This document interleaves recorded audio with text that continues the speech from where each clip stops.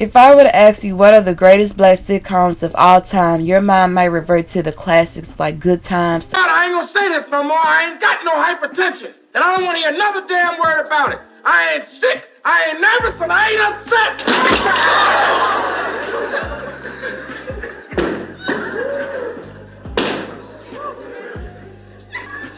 I'm sure glad he didn't get upset. The Cosby Shows. I said, hey, man.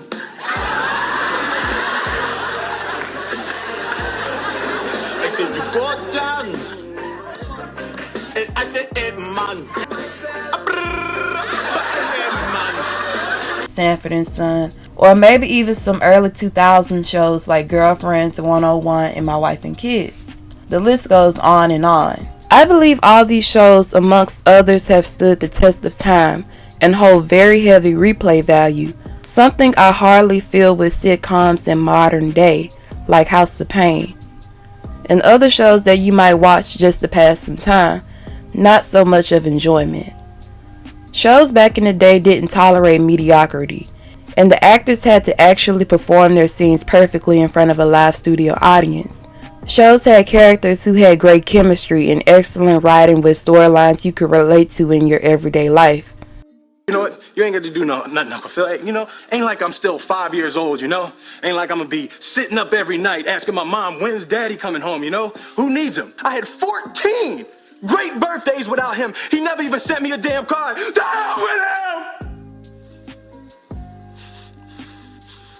I ain't need him then and I don't need him now. Even shows with heavier messages like Rock never cease to deliver laughs and enjoyment.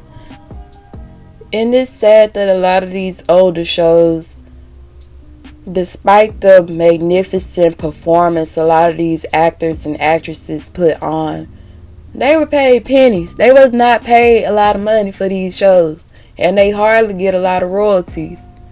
Now the main black shows that come to mind is a Tyler Perry production that is mediocre writing and below average acting with weak jokes and an oversaturated laughing track. Which one of you did it?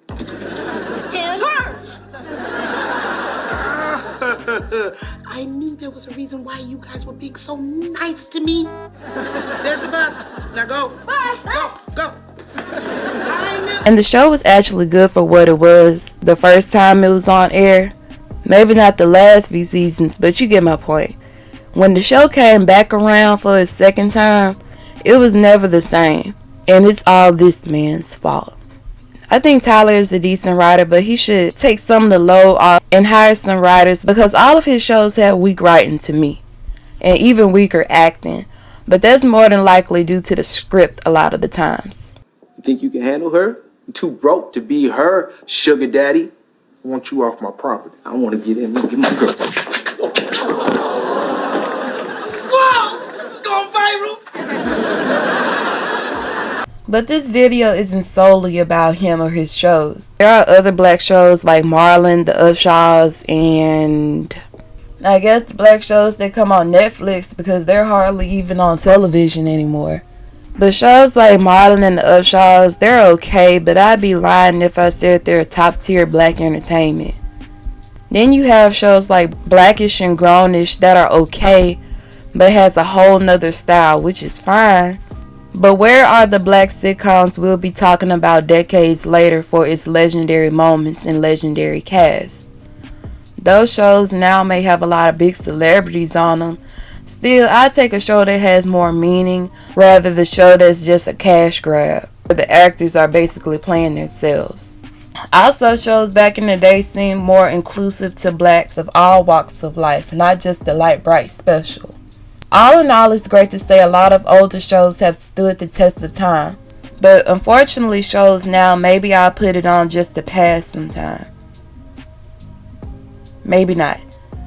What are you all's thoughts on this matter? Please like, comment, and subscribe, and thank you for watching.